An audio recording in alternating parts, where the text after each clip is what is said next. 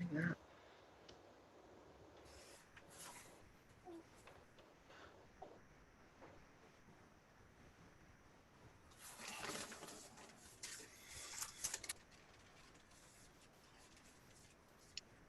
Chair Alcock, we are live. Thank you. Hello, everybody. As a result of the order in council issued by the province of Ontario declaring an emergency for the COVID-19 pandemic, as well as the requirements for physical distancing, the meeting is being held electronically in accordance with Section 238 of the Municipal Act 2001. The procedures for the meeting are as per the town's procedural bylaw and the electronic meeting protocol during emergencies. I will now ask the recording secretary to conduct a roll call of committee present. I should say this is the first meeting of the planning committee since March. So over to you, Jasmine. Thank you. Chair Councillor Nancy Alcock. Present. Councillor Dan Armour. Present. Councillor Jason Fitzgerald. Present. Councillor Bob Stone.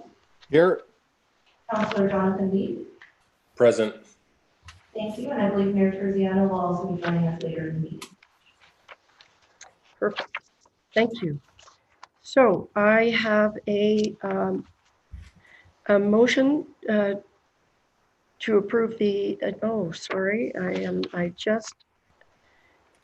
to approve the agenda. Mover, Councillor Armour, you are moving, and seconded by Councillor Wiebe. It is recommended that the Planning Committee agenda dated June 16th, 2020 be hereby adopted as printed and circulated. All those in favor? That's carried. So are there any disclosures of pecuniary interest? Seeing none, we'll go to the first report, which is Curtis, over to you. It's SPA 19-2020 HD, Braun Pratt Electric Inc. Thank you, Madam Chair. Members of committee. Just going to get this full screen. There we are. The property is located at 139 Gun Club Road. The lot is designated rural and zoned rural special industrial with special exception 0439. The applicant is proposing to construct a 371 meter squared building for an electrical contractors establishment. Deer wintering area has been identified on the subject property. As a result, an environmental site assessment report was completed. The report concluded that development of the lot would not result in any impacts on deer wintering habitat, subject to careful implementation of the author's recommendations. These include prohibiting the removal of mature white pines, maintaining a 15-meter vegetative buffer, which you can see here abutting Gun Club Road, and prohibiting vegetation removal between April 15th and August 31st. These recommendations will be implemented through the site plan agreement. Additionally, staff have made the approval of this application conditional on the proposed building envelope and cleared area shown on the plan being approved by a qualified professional. A number of minor changes to the plan are required, such as dimensioning and a stormwater management plan and environmental compliance approval from the Ministry of the Environment and Climate Change is also required. No objections have been received. In view of the foregoing, the staff are recommending approval. Thank you for that, Curtis. So I do have a motion before me, and I'm going to select a mover and seconder. So Councillor Stone, will you move the motion? Yes, okay. And Councillor Fitzgerald, will you second the motion? Yes. Perfect, thank you. So I do have a motion moved by Councillor Stone, seconded by Councillor Fitzgerald. It is recommended that the Director of Development Services approve site plan application SPA 19-2020 HT, and that the agreement be prepared to the satisfaction of the town, and further that the mayor and clerk are hereby authorized to sign any necessary documentation, conditional on all final plans and drawings being to the satisfaction of the town and all other commenting agencies. Confirmation from a qualified professional that the proposed building envelope and cleared area meet the recommendations of the environmental site assessment report prepared by FRI Corp and Ecological Services dated August 2019. Are there questions or comments from members of the committee? I don't have all of them in front of me, so I can't tell if there are. Curtis needs to take his screen down. Yeah.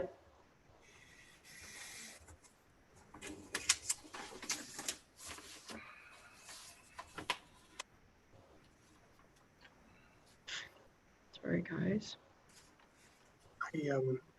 Forgive me, Madam Chair. I'm trying to take down my screen. There we go. Okay, are there any questions or comments? Don't believe there are. So having said that, all those in favor? And that's carried. Great, thank you. So next up is Curtis, back to you with SPA 28-2020 HT Chemcroft Enterprises Limited. Thank you, Madam Chair. The subject property is located at 382 Greer Road. The lot is designated community business and zoned rural residential with special exception 0466. The applicant is proposing to construct a temporary ice storage and distribution center. The proposed facility will consist of 2 temporary refrigeration units and a temporary cross dock to allow for simplified shipping and receiving of ice that is manufactured off-site. In regards to compatibility with the surrounding area and traffic, the lot abuts Greer Road, which is a collector road designed, and it's anticipated that higher traffic volumes will be accommodated on this road. Further, the nature of the proposed use would be low intensity with only a handful of shipments anticipated each week. Smaller vehicles, of course, would be utilized to deliver the ice around Muskoka. Additionally, a 10-meter vegetation buffer is being maintained abutting Greer Road. A number of minor changes to the plan are required, such as dimensioning and parking details. In regards to the stormwater management plan, comments from the operations department are forthcoming, and an environmental compliance approval from the Ministry of Environment and Climate Change may also be required. No objections have been received. In view of the foregoing, staff are recommending approval. Thank you, Curtis. So I do have a motion and I would like to select a mover and seconder. So Councillor Stone, will you move this motion? Yes. Thank you. And Councillor Armour, will you second this motion? Yes. Thank you. So the motion reads, it is recommended that the Director of Development Services approve site plan application SPA 28-2020 HTE, and that the agreement be prepared to the satisfaction of the town, and further that the mayor and clerk are hereby authorized to sign any necessary documentation, conditional on all final plans and drawings being to the satisfaction of the town and all other commenting agencies. So are there any questions? Yes, Councillor Wiebe. Thank you, Chair Alcock. Curtis, the question I have is, if this is like a refrigeration operation, is there a concern that the noise from the compressors would affect any neighbors if they're running all night? We had taken into consideration. I would note that during the initial rezoning application, neighbors within 120 meters of the subject property were notified, and we didn't receive any complaints at the time. And in terms of the actual noise generated by the compressors, I'm not sure, but I've been told it's not that obtrusive. If I could just follow up. Yep. I guess the question would be, if it comes up post development, if we would have any type of strategy or recourse, I guess, to mitigate that. Yeah, thank you. Through you, Madam Chair. I think typically in those scenarios, staff we would work with the applicant to try to come up with a resolution to solve the issue for the neighbors. You know, in terms of what that would be, it's hard for me just to think of something on the spot, but the applicant would be much more familiar with their hardware and the compressors, and we'd work with them, like I said, to try to mitigate any noise if it was a problem. Is that? I think, Kirsten, you're looking like you would like to jump in here. Thank you, Madam Chair. I would just also suggest that perhaps we could look at ensuring there's some form of enclosure around the generators or whatever the compressors are, as well as maybe ensuring there's additional buffering, vegetative buffering in that location too. We can add that to our discussions with the owners and make sure that we get additional details on that before we finally approve the site plan. Okay, thank you. Councillor Fitzgerald. Thank you, Chair Alcock. I don't think there's any neighbors that are really close enough to be impacted there. There's a lot of setback and a lot of space between residences and where this is going. I actually spoke to the gentleman who is heading up the project, and they're actually quite quiet, the cooling systems they use.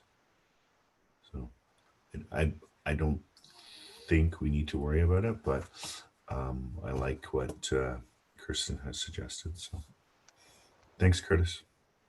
I think the suggestion of Kirsten's suggestion is not a bad one, just to, ensure that that isn't an issue. So seems like a good suggestion to me.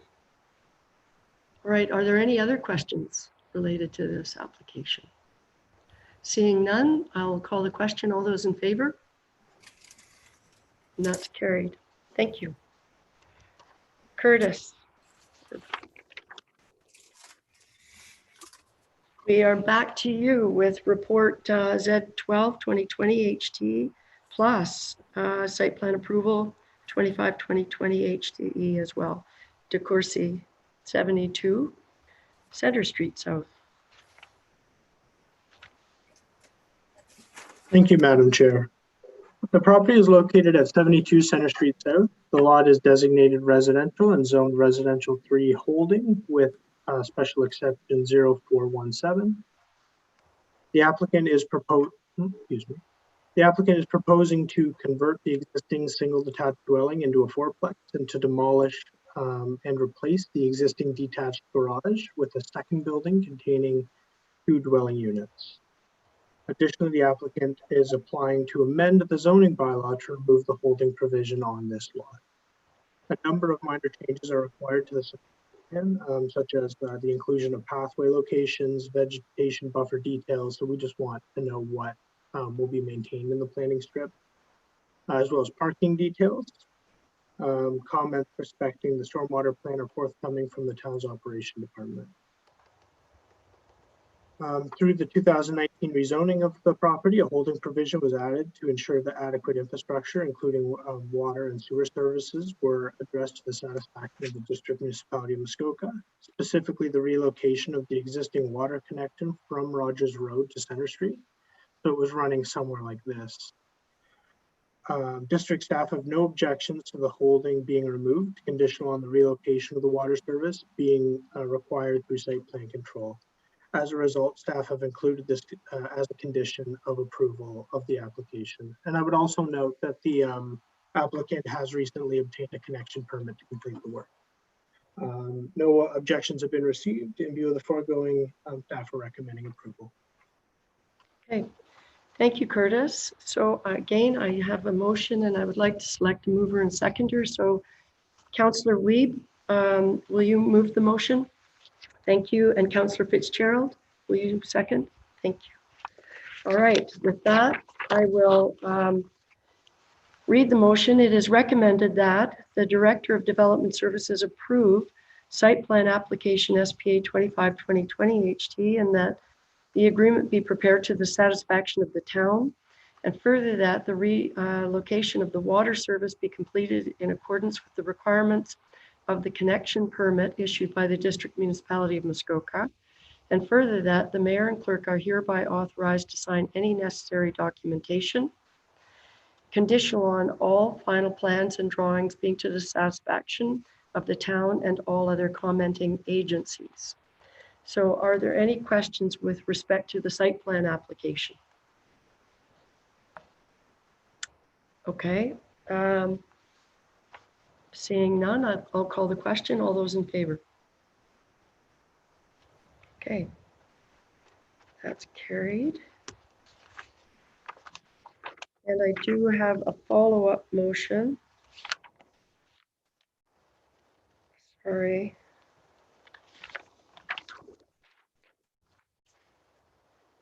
Which is the lifting of the holding.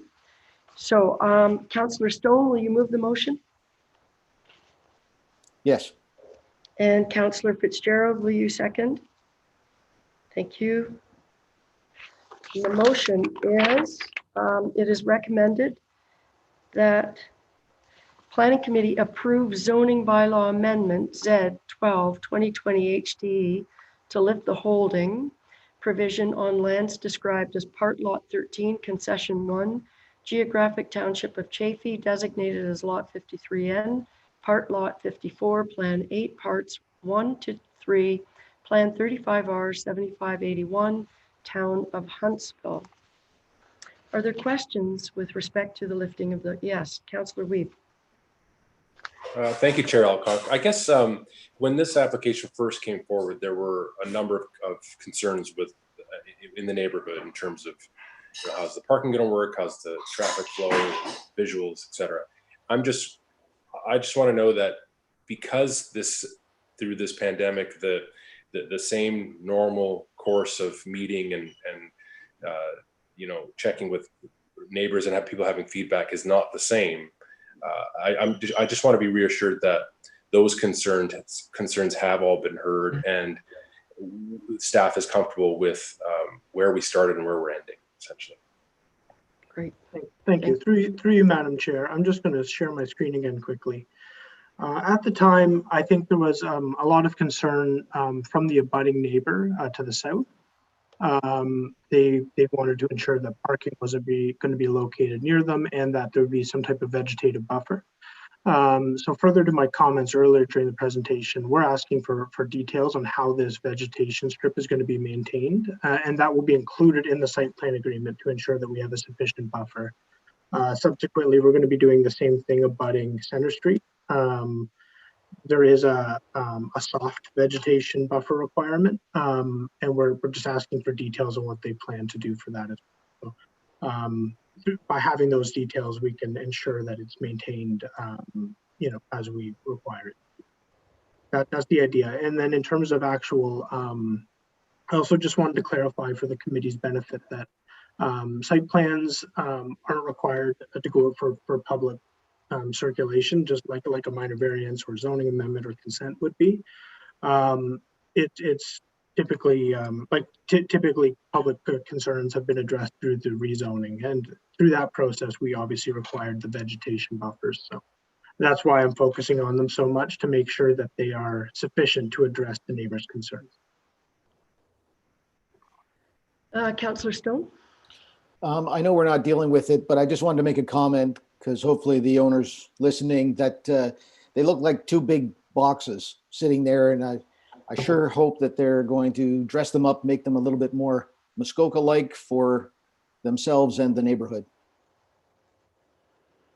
That's, actually, is there a response to that from either Kirsten or Curtis with respect to that? Because it's a good comment.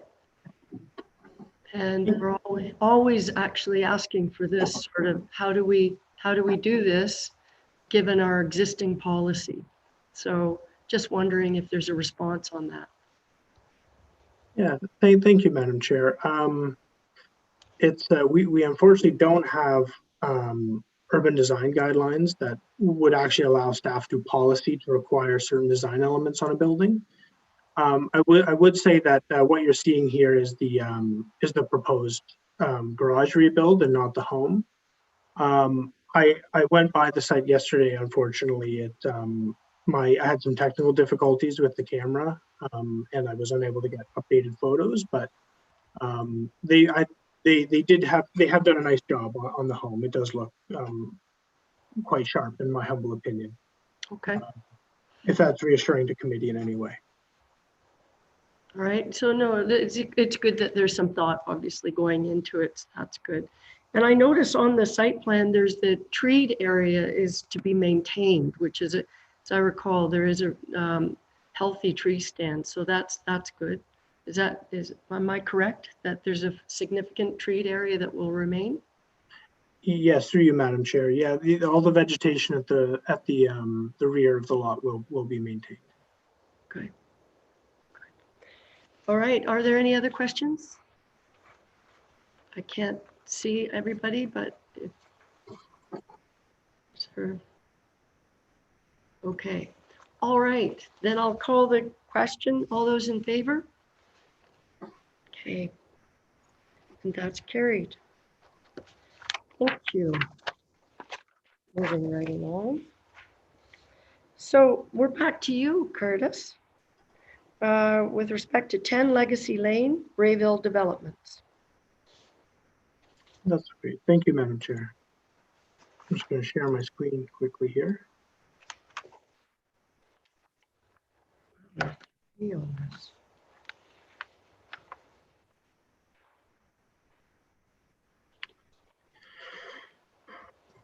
Okay. The subject property is located at 10 Legacy Lane. The lot is designated residential and zoned residential for holding with special exception 1455. The purpose and effect of this application is to create 14 new residential lots through the part lot control process. Each of the proposed lots would have frontage on a privately maintained condominium road. Additionally, the applicant is proposing to amend the zoning bylaw to remove the holding provision on this lot. It should be understood that unlike subdivision consent or condominium processes, conditions of approval cannot be imposed on part lot control. This is because all issues that would have already been addressed through the subdivision and site plan processes that the applicant's already gone through. In this instance, the underlying subdivision received draft approval from the district in 2003, and the site plan application was approved by the town in 2016. So effectively what that means is that the applicant already has approval to build street townhouses in this location, which they could build today. But what they're looking to do is effectively change the tenure. They want to be able to sell the individual units instead of having all of them in one ownership. So this process would allow them to do that. When the subject property was rezoned in 2002, a holding provision was included to ensure, one, that adequate infrastructure, including water and sewer, as well as stormwater facilities were secured, and two, that necessary development agreements were entered into. With respect to condition one, a site servicing agreement was entered into with the District of Muskoka on February 21st, 2019 to secure the water and sanitary sewer services. A common element condominium application has also been submitted with the district, which would effectively make the road and some other common areas into common element condos, so they would be accessible by all future property owners. And excuse me, a stormwater management plan has also been prepared, which was approved through the site plan agreement with the town of Huntsville. With respect to condition two, a site plan agreement and amending agreement were registered on title of the property on March 5th, 2018 and January 11th, 2019, respectively. No objections have been received. In view of the foregoing, staff are recommending approval. Okay, thank you, Curtis. So I have three separate motions on this, and I guess we'll do them one at a time. So the first one is the approval of part lot control as it pertains to part block 23. So I will now select a mover and seconder. So Councillor Stone, will you move this motion? Yep. And Councillor Wiebe, will you second the motion? Thank you. So first motion, it is recommended that Planning Committee approve a bylaw for part lot control as it pertains to part of Block 23, Plan 35M, 694, Geographic Township of Chaffee. Are there any questions with respect to this motion? Seeing none, all those in favor? Okay, thank you.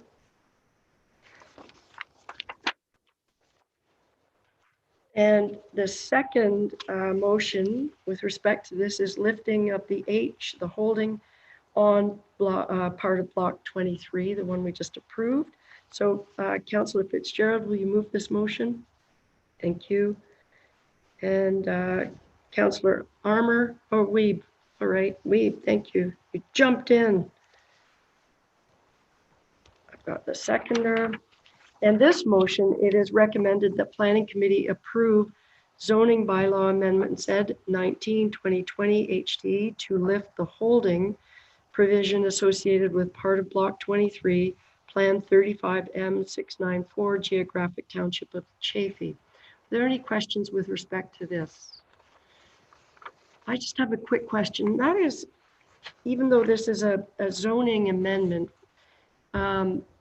we don't need to do this through a public process because the zoning, the original zoning amendment was passed. Why is it that we don't need to do this on lifting of an H? Yeah, thank you, Madam Chair.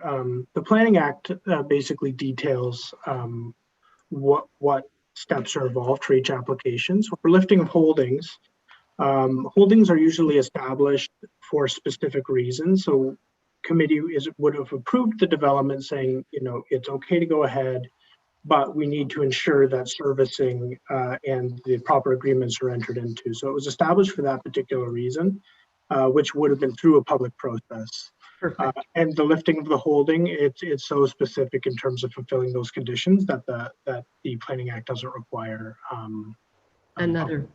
public Perfect. comment. Although I would note that we do circulate in the newspaper just to notify everybody that it is happening. So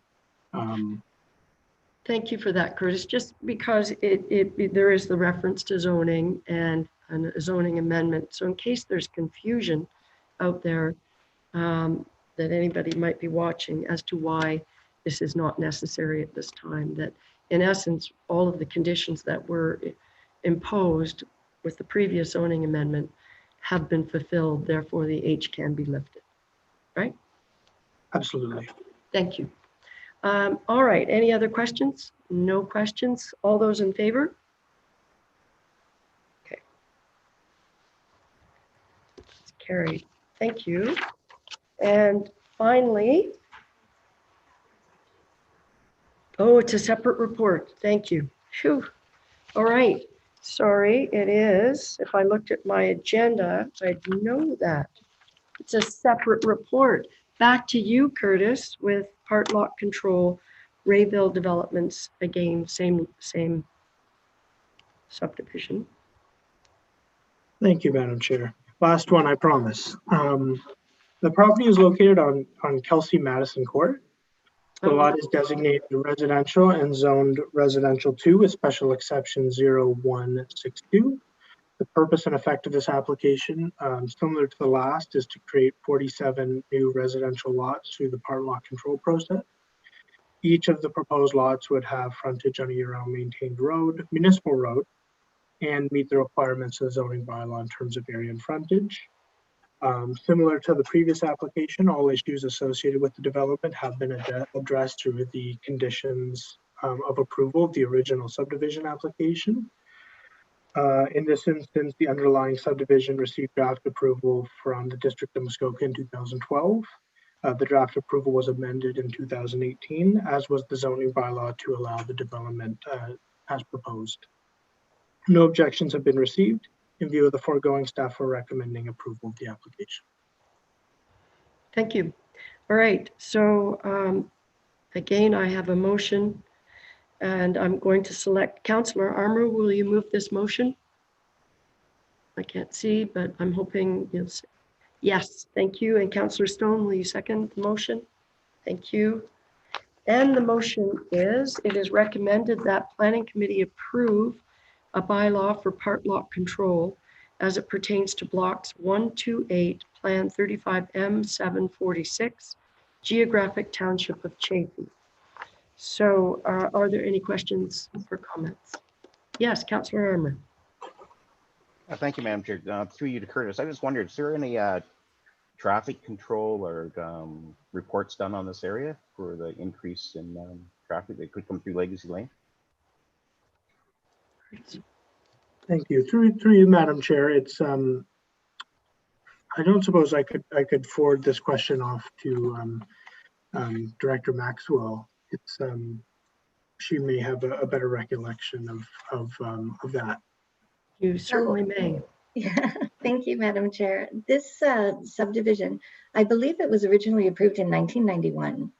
And at the time, it was all going to be single family lots, but through the zoning amendment process, when we were looking at increasing the density to allow the townhomes in that area, no concerns with traffic were raised by our ops division. So the road was built to a standard that would permit that additional traffic, as well as recognizing that Chaffey Township Road is going to be rebuilt in the near future as well to address the concerns with the state of the road as it stands right now. Councillor Armour, do you have a follow-up or is that, okay, perfect. Any other questions? Seeing none, I'll call the question. All those in favor?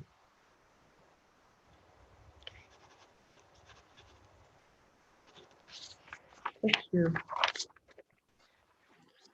So I believe you're finished, Curtis. Yeah, wonderful. Well, it's thank you, Madam Chair, members of the committee. Always great to see you, and it was nice catching up. It was indeed nice to be back in the saddle, as it were. Yeah. So Thank you.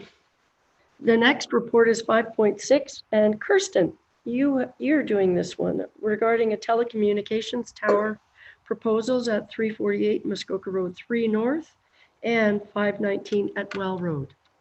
Thank you, Madam Chair.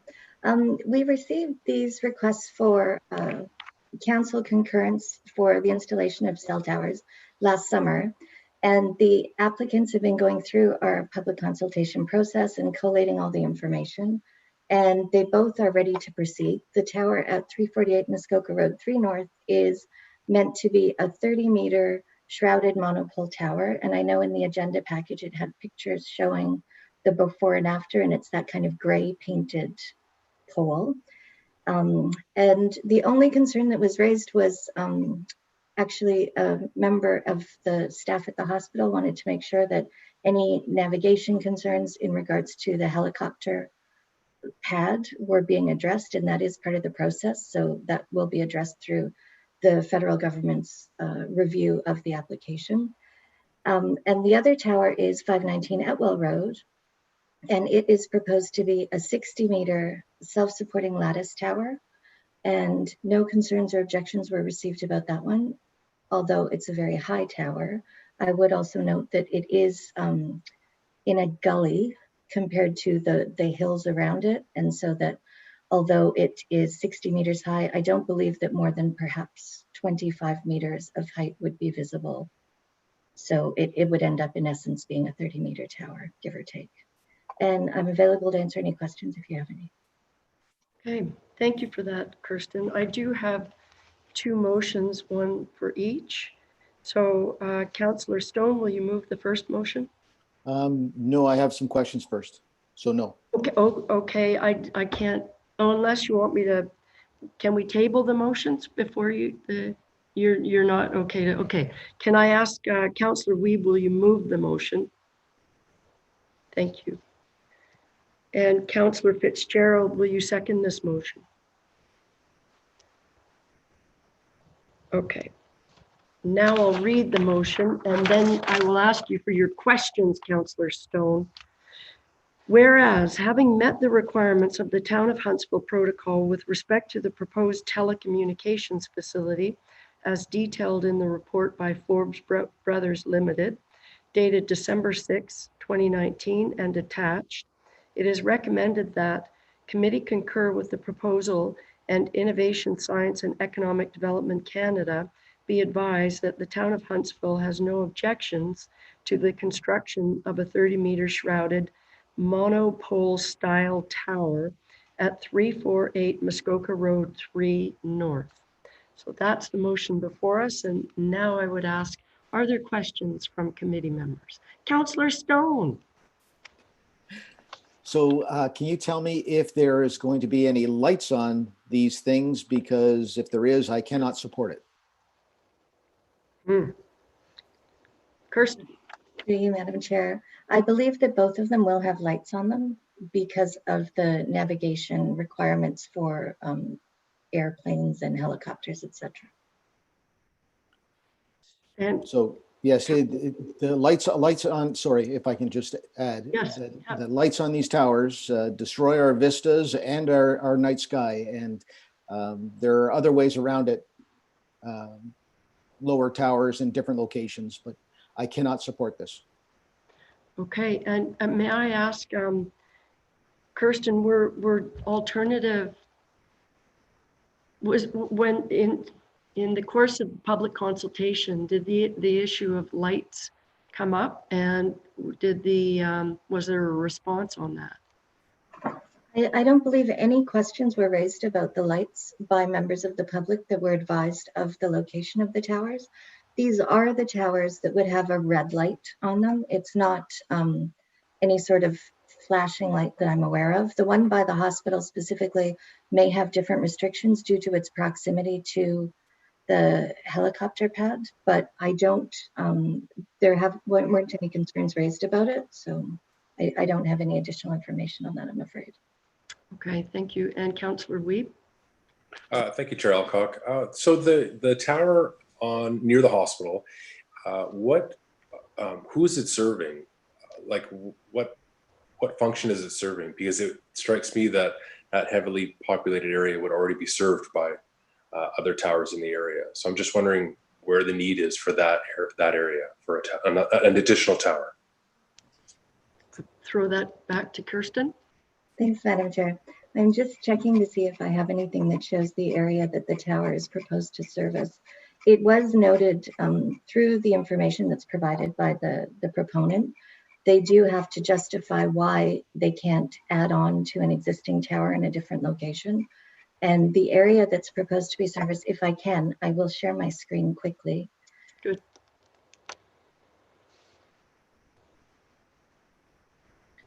This is the area that's proposed to be serviced. And I will note that in addition to the inquiry about the proximity to the helicopter landing pad at the hospital, there was a notation that the hospital currently has issues with cell coverage, and that this will help increase what goes on within their walls as well, apparently, to make it more accessible for coverage. So this is also an area that is developing quite a bit, as we know, with the additional development going on off of Chaffee Township Road.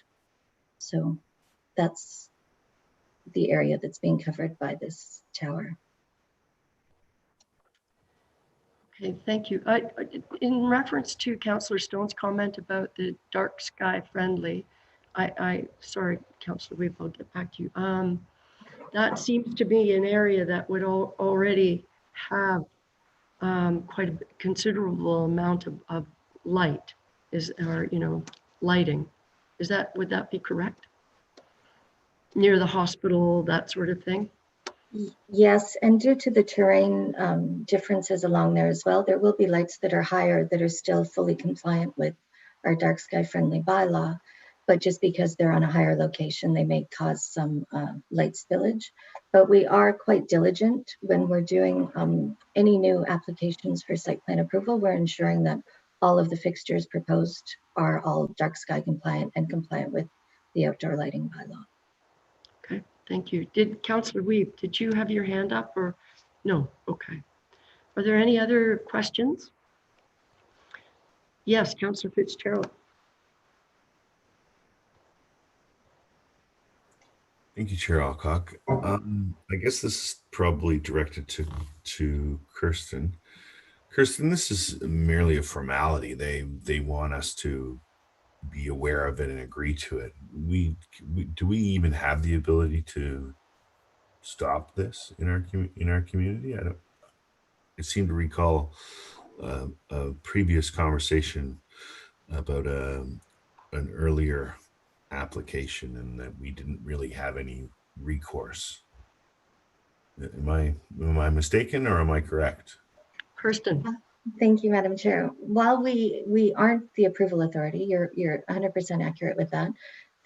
I have been advised by different proponents over the years that if council is not in favor of a specific installation and location, that it does appear that sometimes proponents don't move forward with the applications. So it is another box that they like to have ticked. Do they need it? I don't believe so, but will they still continue if they don't have it?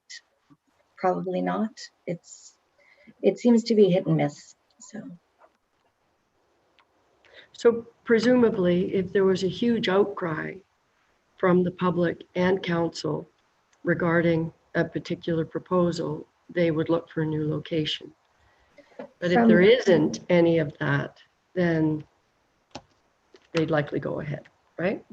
I believe so. There was, I think most of you are aware, there was a third tower proposed at the same time last year on Muskoka Road 10. And that one, there was quite a lot of objection raised from a few of the neighbors. And so the applicant had decided to review their options before coming to council and requesting any concurrence approvals. So that one is still in abeyance while they're doing that. Okay, that's helpful. Thank you. Councillor Armour. Thank you, Madam Chair. Just a comment. I believe the closest tower right now that they're pinging off of is on Wasiosa, East Wasiosa Hill. So that's the issues they're having in that area with any type of cell coverage. I believe there's other purpose for that tower. Eventually, it could actually help with communications with other services like OPP and ambulance, etc. So I think it's a good location. And I think it's going to really suit where it is. Okay, thank you for that. All right, any other questions? Then I will call the question. All those in favor? And that's all those opposed? Okay. Thank you. It does carry. All right, so I have a second motion regarding the other location at 519 Etwell Road. So Councillor Armour, will you move this motion? Thank you. And Councillor Wiebe, will you second the motion? Thank you. Whereas, having met the requirements of the Town of Huntsville Protocol with respect to the proposed telecommunications facility, as detailed in the report by Forbes Brothers Limited, dated March 18th, 2020, and attached, it is recommended that committee concur with the proposal, and Innovation, Science and Economic Development Canada be advised that the Town of Huntsville has no objections to the construction of a 60-meter self-support steel lattice style tower to be installed at 519 Etwell Road. Questions or comments? Okay, yes, Councillor Stone. Well, because it's a different motion, I just want to state my objections again to destroying night sky and our vistas with a light on a tower. Okay, thank you for that. All right, seeing no other comments or questions, I will ask the question. All those in favor? That's carried. All those opposed? Councillors. Thank you, so noted. All right. Back to you, Kirsten, with Huntsville Highlands Inc., L7 10C 14 PR. And we did receive some additional information from the applicant's representative. I'm assuming everybody got that. Okay. So with that, I will turn it over to you, Kirsten. Thank you, Madam Chair. This application is a request to extend the time to fulfill the conditions of draft approval of this subdivision, which was originally submitted in 2007. And from that perspective, council has not seen this before. And so I thought it was important that council was aware of what is proposed, what the original approvals included, and what potential changes might be coming forward in the future. So this subdivision, it's a very large area. It covers, in relation to the other half of the subdivision, the 44T Huntsville Highlands North subdivision.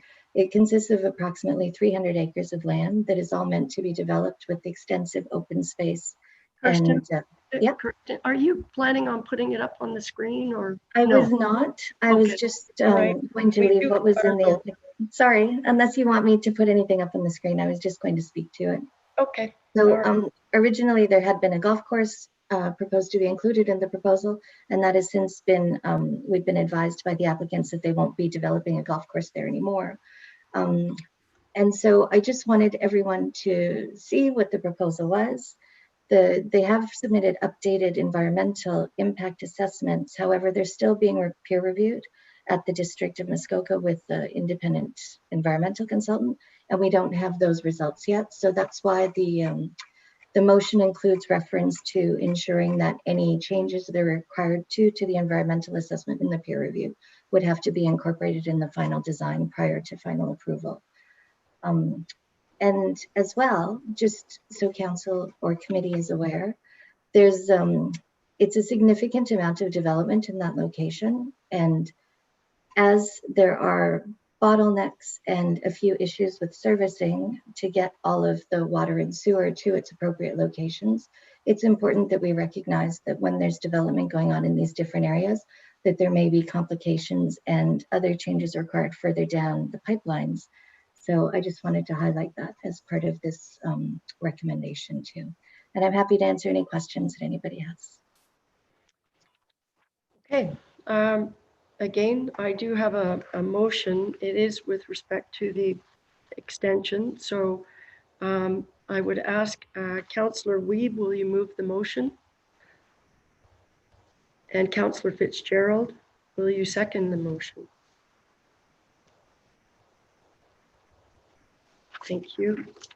And the motion reads, it is recommended that the town advise the District of Muskoka that the town has no objections to the approval of the proposed extension of time to fulfill conditions for the draft plan of, sorry, there's a redundancy, of subdivision S 2007-14, provided that the following conditions are incorporated. 1, prior to final approval for the first phase of the plan, the peer review of the environmental impact study update must be completed and any required modifications to the subdivision design and or other requirements be implemented to the satisfaction of the town of Huntsville. And prior to final approval for the first phase of the plan, neighborhood design guidelines shall be submitted for review and approval, and any required modifications to the subdivisions and or other requirements be implemented to the satisfaction of the town of Huntsville, and substantial progress towards the clearing of conditions of approval is being made. So with that, I would open it up to questions from committee. Yes, Councillor Fitzgerald. I guess more of a comment than anything. In the past and going into the future, I will always support these extensions. That it represents considerable investment on behalf of the development community, and we need to ensure that we have things that are ready to build in the marketplace. And I know there's lots of plans of subdivisions, and a lot of them aren't going forward, but I think we need to continue to support them and offer them the potential to still make these developments work. So I'm in support of it. Okay, thank you for that. And Councillor Armour. Thank you, Chair. I can also support this. I just want to know if they have a plan one. As you know, the last couple of years, we've had some issues with the ponds in that area and the flooding that happens. Is there anything to mediate that from happening in the next year, or are they continuing looking into that? Through you, Madam Chair, do you mean on, excuse me, Councillor Armour, on Kitchen Road South? Is that part of the location that you were concerned with? Or That's correct. Yeah. As part of the approvals for the Huntsville Highlands North, which is the subdivision that is linked to this one, there will be, there's a requirement to do offsite improvements to look at Kitchen Road as well, to make sure that it can, handle the additional traffic, as well as ensuring that the issues with the water are contained. Councillor Wiebe? Thank you, Chair Alcock. Kirsten, from the town's perspective, what are we going to be doing, or from the district perspective, I guess, what will we be doing with our infrastructure in the area as like concurrently as this development starts to pick up steam? Is there anything required, or is there anything in our best interest that we would be, sort of shoring up and improving while in anticipation, I guess, of this development? Great question. Kirsten? Through you, Madam Chair. There are some things we can be doing. I know that Public Works is in the process of looking at their overall stormwater management plan for the whole town and their infrastructure from that perspective. And the other side of things we could be looking at is where in the roads needs assessments different roads are located if they are slated to be redeveloped sooner rather than later, and we anticipate there'll be a lot of development on those roads. We can make sure that we're corresponding with those timings so that it all falls into place. From the water and sewer perspective, district is aware, and they are, I think they received approval to do a study overall for all of Huntsville. And I want to say that there was a tender that went out this winter to have that done, just to evaluate the capacity of where everything's at and where we need to do upgrades and what that looks like. But I think it's still in the works. With respect to that last comment, there a subdivision, proposed subdivision on this scale, certainly there were issues around capacity, as I understand, with not just this subdivision, but others. So it's good that there has been progress on that as to checking out what we're doing with respect to capacity. If I can just follow up, sorry. Yep. I guess, yeah, and I think the sewer and water is a big one, but I also think that, roads and our brushing, et cetera, ditches, all that kind of stuff, stormwater is really, I think, really important for something this scale, because I find in the past, maybe we haven't on our end anticipated how traffic would be affected or how water would be affected. And it's very difficult to try to mitigate those things while the development's going on. So I would like to just make sure to put that on in the public realm, that we should anticipate something of this scale and do everything that we can to kind of make the process easier, I suppose, not only for the people developing, but more importantly, maybe for those in the area and who will be sharing those roads, et cetera. So I just want to put that out there. Thanks. Good point. I think I also support this, extending this application. But to Councillor Wiebe's point, I think there are a number of areas where we can continue to have discussions with the developer. I know you've had some with respect to their proposal to hive off the piece for affordable housing. And so I think, at least from my perspective, it's important that we continue to have those discussions as to where that sits in the overall development and keep that particular piece of it alive and have that sort of closer to upfront as opposed to at the latter end of the subdivision. And I know that that's not part of this approval today, but it is kind of, in the sense of we are engaged with that developer on an ongoing basis from a town perspective and our interests as to what goes in that development. So that's true, is it not, Kirsten, that we are having those discussions? Yes, Madam Chair, we are. And they are, if we haven't already received it, they are in the process of submitting an application to take off a chunk at the Yonge Street side that would be for their proposed affordable housing developments. Good. So I guess this is our kick at the can if their representative is watching this today, that they hear from this committee that that's a very important piece to this subdivision going forward. That's what I'll say. So any other questions? Yes. Okay. Seeing no other questions, all those in favor? And that's carried.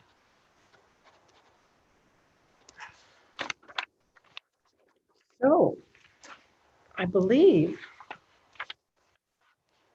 Oh, we do have an item under new business, and I believe that's Kirsten. You wanted to speak to that with respect to what are we doing about public meetings and planning? Thank you, Madam Chair. Actually, I will have Richard speak to it because he has a bit more information about Perfect. That's great. things are like. Thank you. Thank you, Madam Welcome, Chair, and Richard. members of the committee. Oh, hi there. Through you, Madam Chair, it's great to be back. It's been interesting times, and it's also a good time to have this discussion, given some of the recent announcements that we've received from the province in relation to planning matters. This discussion is on public meetings in relation to planning applications. So before we touch on that, we thought it would be helpful to quickly recap how the planning department adjusted operations during the state of emergency, some of which have already been covered through weekly updates, but I'll do that again. Planning staff worked remotely during the majority of the state of emergency, but some staff recently began integrating back into the town hall facility. It was not possible to conduct business as usual given the state of emergency for several reasons. However, staff attempted to maintain service levels and all public-facing planning functions and operate as close as possible to business as usual. Staff continued to review and process all applications in the queue, as well as receive, review, and process any new applications and respond to the increased level of general inquiries. It was possible to approve several applications where deemed appropriate, given approval authority delegated to staff. These applications included minor site plan applications and uncontested consent applications. For other applications triggering statutory public meeting requirements prior to the decision, it was not possible to hold public meetings given public health issues. Of course, it was not possible for staff to make decisions on applications as a result of those public health issues. Legislative changes introduced by the province during the state of emergency to suspend certain procedural timelines in the Planning Act gave municipalities the ability to adjust planning review functions as necessary, without normal requirements to render decisions on applications within prescribed windows. And this gave municipalities the option to either continue processing and making decisions on Planning Act applications or to stop processing if necessary. Many municipalities proceeded in the manner similar to Huntsville during the state of emergency, but not all were as fortunate as Huntsville to have pre-existing staff delegated authority to approve certain applications. And some municipalities began virtual or electronic format public meetings. On June 12th, 2020, so just this Friday, the province wrote to municipalities to indicate that the temporary suspension of Planning Act timelines would end June 22nd, 2020. The lifting of these timeline suspensions will reinstate all normal timeline requirements under the Planning Act, including those that provide applicants the right to file appeals where decisions are not made within specified timelines. So given this notice, it will be necessary for the town to schedule public meetings again in the near future, which makes the discussion today fortunate. Yeah. Business as usual meetings in council chambers would not likely work well, given physical distancing restrictions still in place. So the options for proceeding would be limited to either holding meetings in an alternate larger venue or a virtual electronic format. And this is the discussion we wanted to have today. At this time, given the imperative to begin meetings again, particularly for Committee of Adjustments, and the public health restrictions still in place on public gathering sizes, it seems like it would be prudent to schedule July Committee of Adjustment and Planning Committee meetings in a virtual or electronic format, and then to reevaluate whether a more traditional format might be possible in August, should it be safe to do that. So just that's the background we wanted to share with you today to help with this new business discussion. Okay, that's really interesting. So I think a whole bunch would like to contribute to this. Kirsten, did you want to follow up with something before I open it to committee?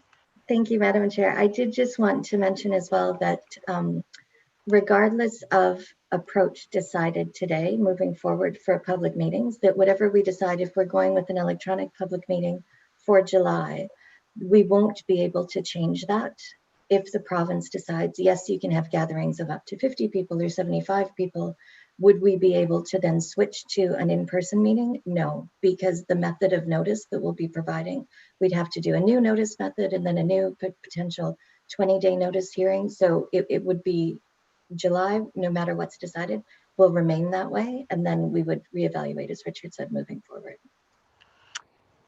Okay, that's helpful. I can't remember who had their hand up first. I see Councillor Fitzgerald. I know Councillor Stone, you did. And maybe Councillor Wiebe, you did as well. All right, you didn't. So I'll go with Councillor Fitzgerald, followed by Councillor Stone. Thank you, Chair Alcock. I guess thank you, Richard and Kirsten, for sharing that information with us. We have very limited options here. We have to make a decision based on the information we have today and the direction from the province. If they happen to change it before our meeting, then so be it. So I think that we should schedule an electronic meeting because there are matters that I feel the community would like us to deal with. So I think based on the information shared today and the province dictating how things will be done and how many people can group together, that we have an electronic meeting and we revisit this in August. Right. Agreed. And Councillor Stone? So I'd like to suggest the opposite. What if we look at holding our meetings in the theater where there is enough room to distance and people can wait out in the hall if they need to and then be brought in if they need to. I'd like to get back to in-person meetings for sure. I was going to say something similar. The only thing is, what about the limitations on numbers of people that would be allowed to go into the theater? At this point, would we just cut off isn't there a maximum number that you can have inside, or Kirsten? Thank you, Madam Chair. We did look at that as one of the options and trying to ensure that we were limiting the number of people coming in at any given time and if that would be feasible. But one of the things that the province was quite clear on is that we couldn't do, I don't know if you want to call it stacking or bubbles, and having 10 people at one side of the theater and 10 people at the other side of the theater, right, and 10 people in the middle, that wouldn't meet those provisions as to trying to maintain the physical distancing. So, and as well, unfortunately, is trying to figure out where people would stay if they weren't in the theater. Oops. It just seemed to be, unfortunately, a bit awkward to try and do that. I recognize that electronic meetings are also awkward, but we would be hoping to be able to provide every option of public input to everyone, including telephone, and obviously submitting comments ahead of time if they couldn't participate through a Zoom video meeting. So it seems like the most practical at this point is the electronic in July, so that we can get on with some of our issues, and hope that in August things will change to meet your and clearly if there is an in-person public meeting, it would be in the theater, not in this environment. I think the theater allows us greater possibility, right? So Councillor Wiebe. Thank you, Chair Alcock. So how much time do we need to give to set the format for the meeting? So if we announce, let's say in the next week that we're going to meet in July electronically, at what point can we then decide what format we would do for August? Good question. For a zoning amendment, we have to provide a minimum of 20 days notice to the public, notifying them of where and when the hearing will be and what format it would be in. So I would anticipate that we would be able to do that by mid-July to determine whether or not we would be moving forward with. I know that the meeting schedule as set right now may not necessarily allow that. So if there is a bit of flexibility with the meeting calendar and we can look at pushing the meeting maybe a week later, that might give us more ability to address that. Which makes sense. Sure, there we go. All right, are there any other comments with respect to this? It sounds like electronic in July, though. There's appetite for that, Councillor Fitzgerald? Yeah, hopefully we can get back to the in-person meetings. They seem to be more effective, shall we say. And I wish we could do it sooner, but it just doesn't seem like it's practical. So I just wanted to clarify that thought process too. Thanks. Yep, I agree. Thank you for that. Is that enough feedback, Richard? Okay, good. Yes, thank you very much. And thank you. It was timely, obviously, having this today. Thanks for that background. All right, I don't see any other questions or comments about that. So I do have a final motion, and with respect to adjournment, how about that? So Councillor Armour, would you like to? Okay, and would Councillor Wiebe, will you second this motion? Thank you. So I have a motion moved by Councillor Armour and seconded by Councillor Wiebe. It is recommended that we do hereby adjourn at 10:21 a.m. All those in favor? And that's carried. Thank you very much, everybody.